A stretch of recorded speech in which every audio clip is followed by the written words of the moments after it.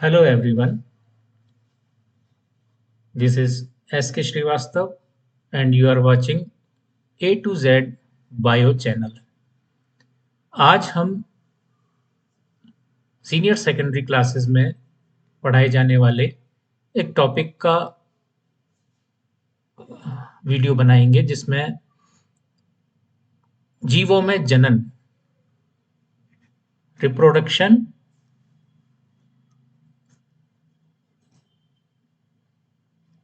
इन organisms पढ़ेंगे। सबसे पहले हम डेफिनेशन पढ़ेंगे रिप्रोडक्शन की। What is reproduction? रिप्रोडक्शन क्या है? जनन क्या है? जनन वह प्रक्रिया है जिसके द्वारा रिप्रोडक्शन वह प्रक्रिया है जिसके द्वारा जीव अपने समान संतान उत्पन्न करता है। अपने समान संतान, जो जीव है जो रिप्रोडक्शन कर रहा है, जो जनन कर रहा है, उसे हम पेरेंट कहते हैं और जो संतान उत्पन्न होती है उसे संतति या ऑफस्प्रिंग कहते हैं। जनन एक अति आवश्यक क्रिया है और इसका महत्व या इंपॉर्टेंस क्या है? इंपॉर्टेंस है नंबर 1, कंटिन्यूटी ऑफ लाइफ, यानी कि यह जीवन का सातत्य बनाए रखती है। सातत्य, कंटिन्यूटी मीन्स कि इस पृथ्वी पर जितने भी जीव हैं वो जन्म लेते हैं और उनकी मृत्यु हो जाती है। अगर सारे ही जीव मर जाएंगे तो फिर इस पृथ्वी पर जीवन का अस्तित्व समाप्त हो जाएगा। इसलिए रिप्रोडक्शन के द्वारा जीव अपनी जाति के अस्तित्व को भी बनाए रखता है। जाति के अस्तित्व को बनाए रखना भी एक कार्य है रिप्रोडक्शन का। और रिप्रोडक्शन से वेरिएशंस उत्पन्न होते हैं। वेरिएशन मीन्स विभिन्नताएं उत्पन्न होती है। विभिन्नताओं का मतलब होता है कि जितने भी जीव हैं इस पृथ्वी पर वो एक दूसरे से भिन्न हैं और ये विभिन्नताएं जो होती, वेरिएशन जो होती हैं, वो इवोल्यूशन या जैव विकास का आधार होती है। तो जैव विकास के लिए भी जनन आवश्यक है। और चौथी चीज जो है वो है कि इसमें शिशु, वयस्क, वृद्ध, ये जो जीव होते हैं इनकी संख्या निश्चित बनी रहती है। अर्थात किसी भी आबादी में, किसी भी जनसंख्या में शिशु भी होंगे, वयस्क भी होंगे, वृद्ध भी होंगे। तो जनन इन सभी कार्यों के लिए एक आवश्यक क्रिया है। अब हम पढ़ेंगे जनन के प्रकार।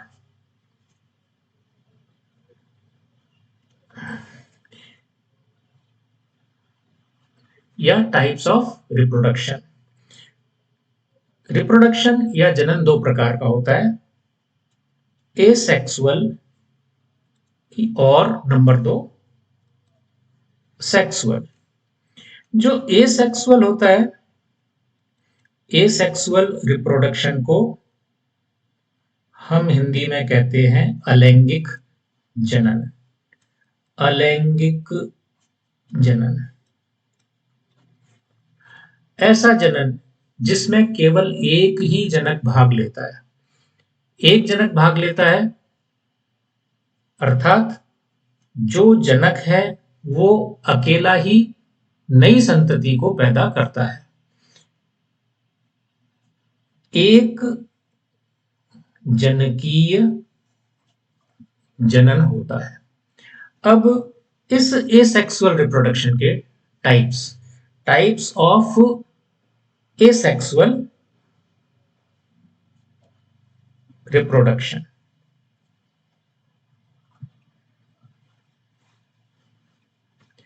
एसेक्सुअल रिप्रोडक्शन के प्रकार, नंबर 1,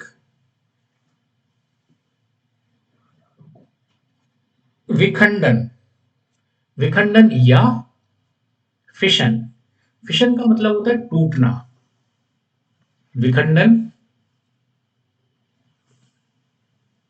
विखंडन का मतलब होता है टूटना, अर्थात जो जीव है वो स्वयं दो भागों में विभाजित हो जाता है। अर्थात एक जीव अपने आप को दो भागों में विभाजित कर लेता है, द्विविखंडन, और एक जीव अपने आप को बहुत सारे भागों में तोड़ दे और प्रत्येक खंड, प्रत्येक भाग एक नए जीव का निर्माण कर दे, वो बहुविखंडन होता है। अर्थात विखंडन जो है वो दो प्रकार का है। पहला द्विविखंडन। द्विविखंडन का अर्थ है एक जीव दो भागों में टूट जाए और दोनों भाग नए जीव में प्रतिस्थापित हो जाए। ऐसा हम देखते हैं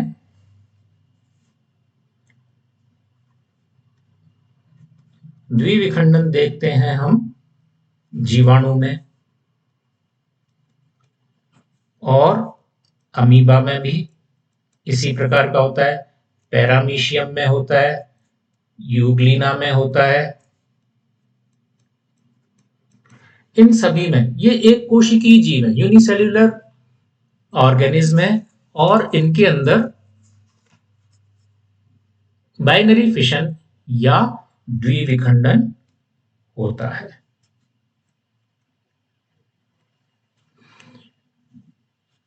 वैसे आपको अपनी बुक्स में भी ये डायग्राम मिल जाएंगे। जैसे ये बैक्टीरिया है, इसका ये जेनेटिक मटेरियल है, डीएनए है, और फेवरेबल कंडीशंस में ये दो भागों में अपने आप को बांट देता है। इसका जो प्रोटोप्लाज्म है बीच में से दो भागों में बट जाता है और जेनेटिक मटेरियल भी दो भागों में बट जाता है, और फाइनली ये दो ऑफ स्प्रिंग, दो संतति में कन्वर्ट हो जाता है।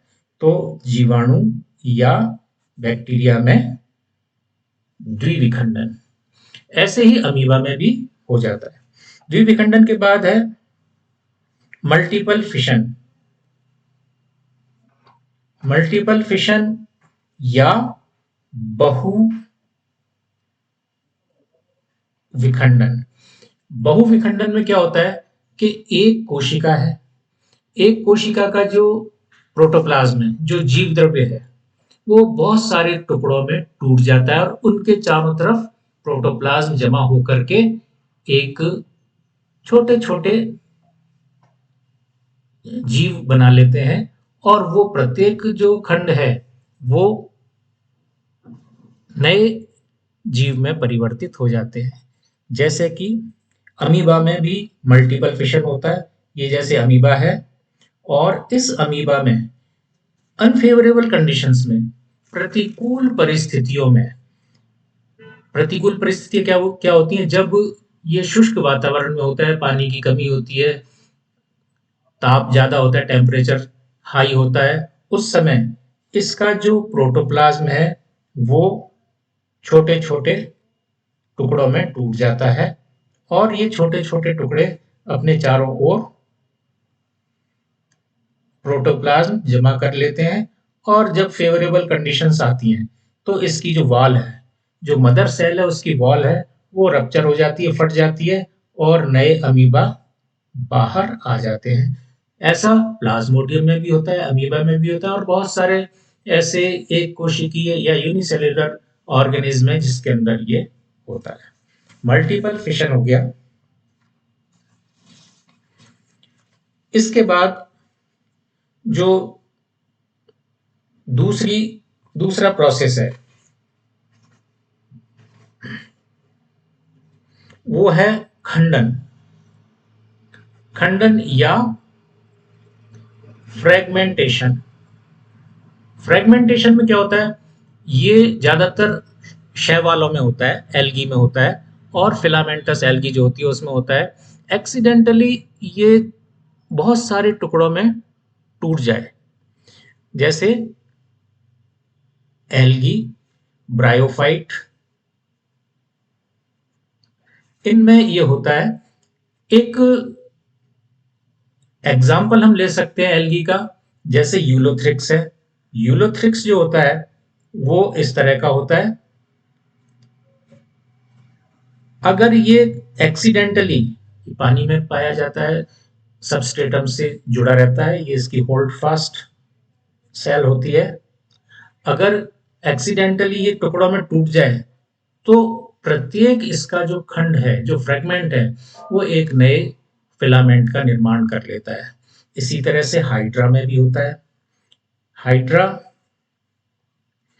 हाइड्रा के अगर पीसेस कर दिए जाए, हाइड्रा के पीस कर दिए जाए, जैसे मान लो 3 पीस हो गए इसके, तो सबसे ऊपर वाला नीचे का हिस्सा बना लेगा, बीच वाला जो है वो ऊपर का हिस्सा बना लेगा, टेंटेकल्स वगैरह सब बन जाएंगे इसके, और सबसे नीचे वाला हिस्सा भी।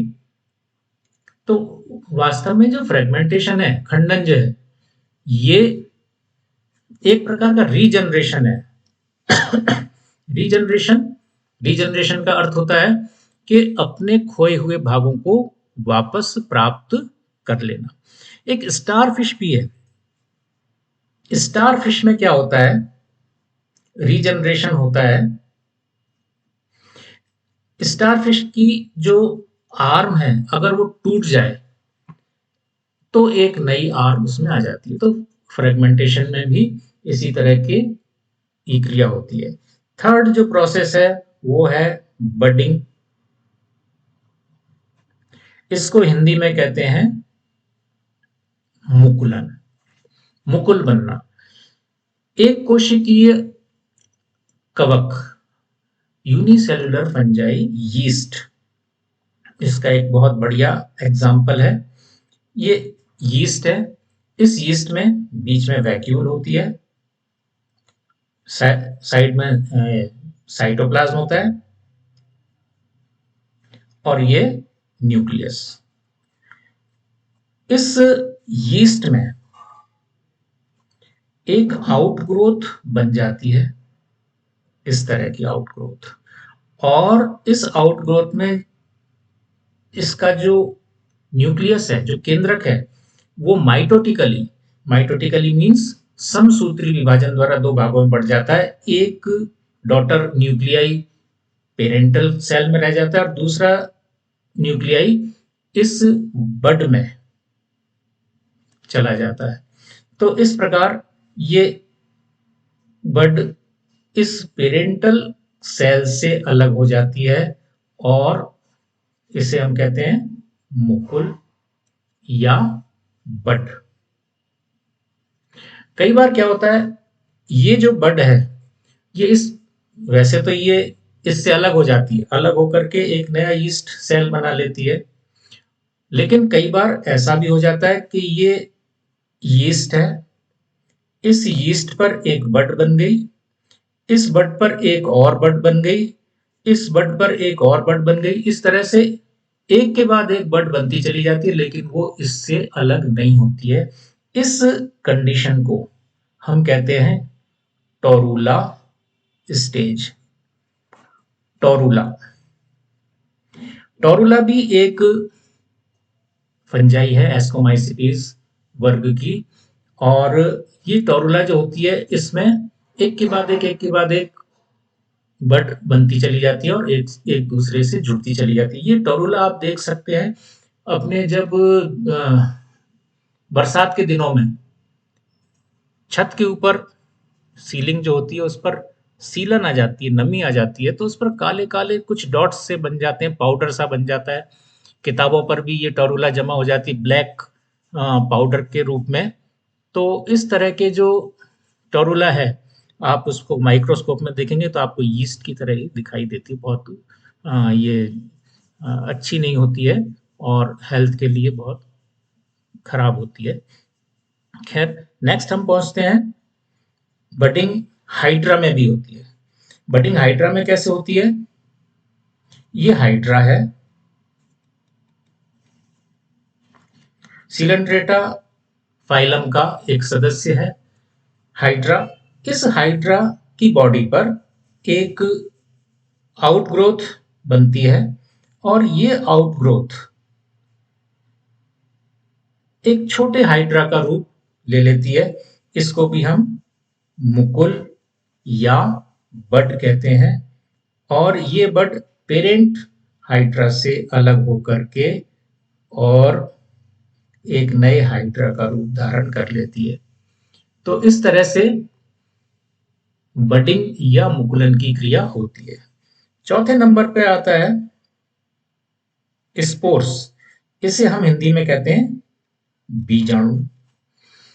बीजाणु बहुत सूक्ष्म संरचनाएं होती है। एक कोशिकीय या यूनिसेल्युलर जो ऑर्गेनिज्म होते हैं और मल्टी सेल्युलर ऑर्गेनिज्म जो होते हैं जैसे शैवाल और कवक, इनके अंदर छोटे छोटे स्पोर्स बनते हैं। फेवरेबल कंडीशंस और अनफेवरेबल दोनों कंडीशंस में स्पोर्स बनते हैं। एक हम एग्जांपल लेते हैं एल्गी का। एल्गी क्या? यूलोथ्रिक्स। यूलोथ्रिक्स में जो बीजाणु बनते हैं वो दो प्रकार के होते हैं, चल बीजाणु और अचल बीजाणु। चल बीजाणु इस तरह के किडनी शेप्ड होते हैं और इसमें मूवमेंट के लिए फ्लैजेला पाए जाते हैं। इससे ये पानी के अंदर तैरते हैं और पानी के अंदर तैर करके ये अपने फ्लैजेला जो है, कशाभिकाएं जो हैं, इनको गिरा देते हैं। बाद में ये एक किसी आधार से जुड़ जाते हैं और जुड़ करके इनमें फर्स्ट डिवीजन होता है, पहला विभाजन होता है, जिससे नीचे की ओर होल्ड फास्ट सेल बनती है और ऊपर की ओर एक एपिकल सेल बनती है, डोम शेप्ड होती है और ये ऊपर जा करके एक नया शैवाल बना देते हैं। तो ये इस तरह से यूलोथ्रिक्स में जूस्पोर्स पाए जाते हैं, जूस्पोर्स या चल बीजाणु। अचल बीजाणु ऐसे बीजाणु होते हैं जो स्वयं गति नहीं करते। इसमें तो गति करने के लिए फ्लैजेला या सिलिया पाए जाते हैं, जो मूवमेंट करते हैं, जो एक स्थान से दूसरे स्थान पर चले जाते हैं, उनमें तो गति के लिए फ्लैजेला या सिलिया पाए जाते हैं। लेकिन जो अचल बीजाणु होते हैं उनमें इस प्रकार की संरचना नहीं पाई जाती है और वो हवा के द्वारा या किसी भी माध्यम के द्वारा एक स्थान से दूसरे स्थान पर पहुंच जाते हैं। कवक में, फंजाई में, ब्रायोफाइट्स में, टेरिडोफाइट्स में इस प्रकार के बीजाणु आपको मिलेंगे जो वायु के द्वारा या जल के द्वारा एक स्थान से दूसरे स्थान पर पहुंचते हैं। बीजाणुओं के द्वारा जनन के पश्चात हम पढ़ेंगे जेम्यूल। एक संरचना होती है जेम्यूल। जेम्यूल क्या होती है? ये पाई जाती है पोरीफेरा फाइलम के सदस्यों में, स्पंजेस में। स्पंज के अंदर एंडोजीनस मतलब उसका जो शरीर है उसके अंदर, शरीर के अंदर ही, उसकी वॉल के अंदर ही ये बड बनती है और ये जो बड बनती है वो इस तरह की होती है।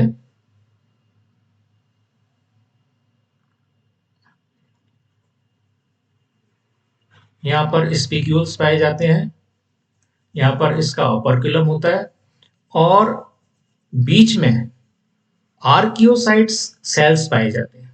ये आर्कियोसाइट सेल्स होते हैं।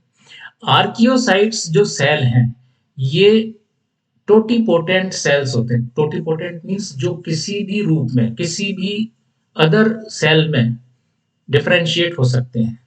ये अनडिफरेंशिएटेड सेल्स हैं। जब भी ये अनडिफरेंशिएटेड सेल्स डिवाइड होते हैं, तो डिवाइड होकर के एक पूरे ऑर्गेनिज्म या पूरे स्पंज का निर्माण कर देते हैं। तो ये जेम्यूल पाई जाती है साइकोन के अंदर, स्पंजेस के अंदर ये पाई जाती है। एंडोजीनस का मतलब है ये अंदर की तरफ बनती है। हाइड्रा के अंदर जो बड बनती है वो एक्सोजीनस है, वो उसकी वॉल के ऊपर बनती है। जब ऊपर बनती है तो उसको बड कहते हैं, और जब वॉल के अंदर, उसकी दीवार के अंदर जब बनती है तो इसको हम जिम्यूल कहते हैं। नेक्स्ट आता है वेजिटेटिव प्रोपोगेशन।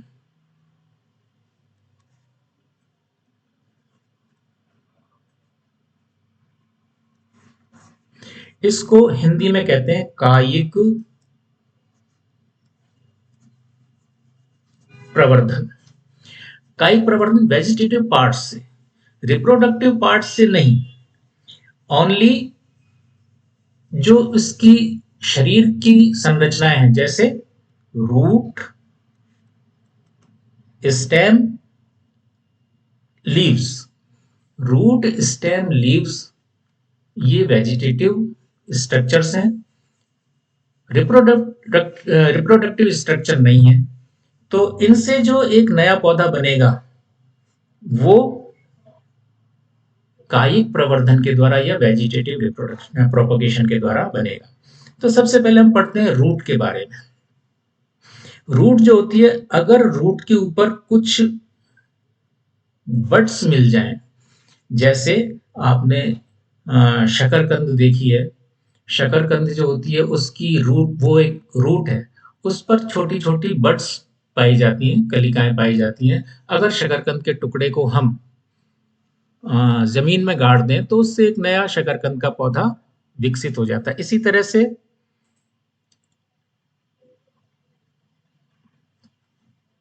परवल, एक सब्जी बनाई जाती है परवल की।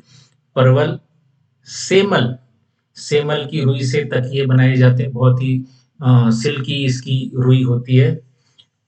और शीशम,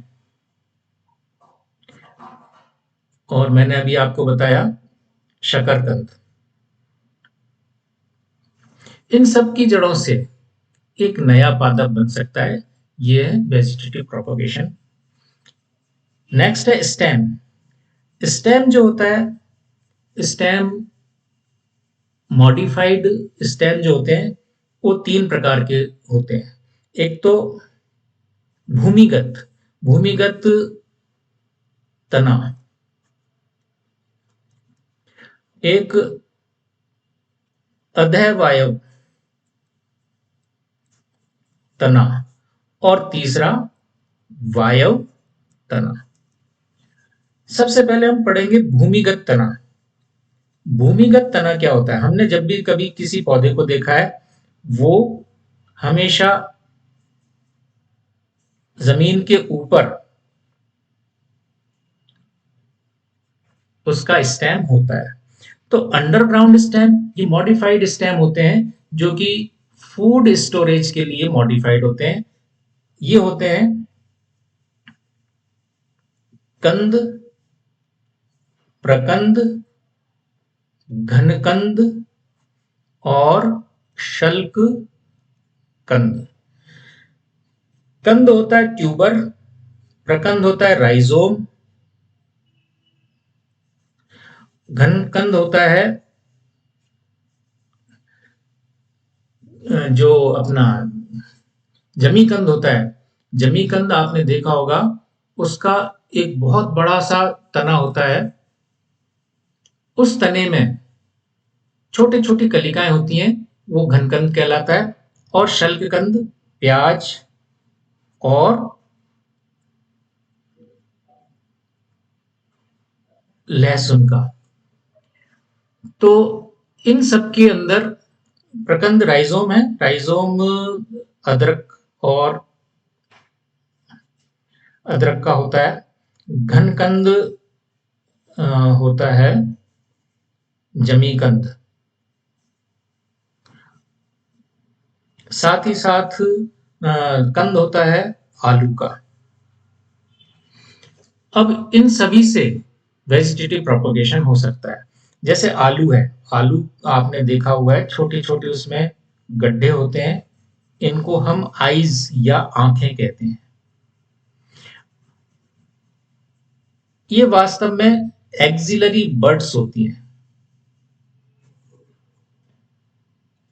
और इसके यहां पर आगे की तरफ भी इस तरह से होती हैं बड्स, वो एपिकल बड्स होती हैं। इन बड्स वाले पीसेस को, इनके टुकड़े काट करके या यहां से काट करके हम इनको जमीन के अंदर गाड़ दें तो इससे एक नया पौधा बन जाता है।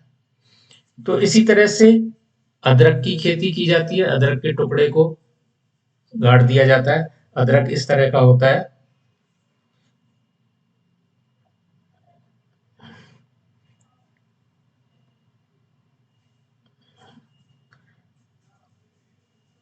इसमें पर्व और पर्व संधियां होती हैं। ये जो है इसकी शीर्ष कलिका, और यहां पर ये जो लाइन दिखाई दे रही है, ये जो लाइन दिखाई देती है, ये इसकी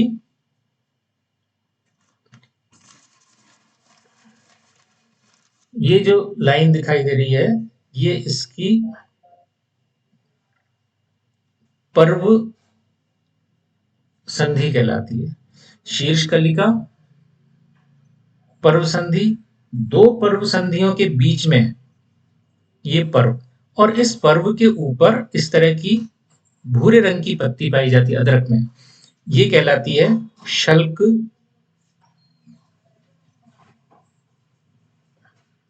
पत्र, स्केली लीव्स कहलाती हैं।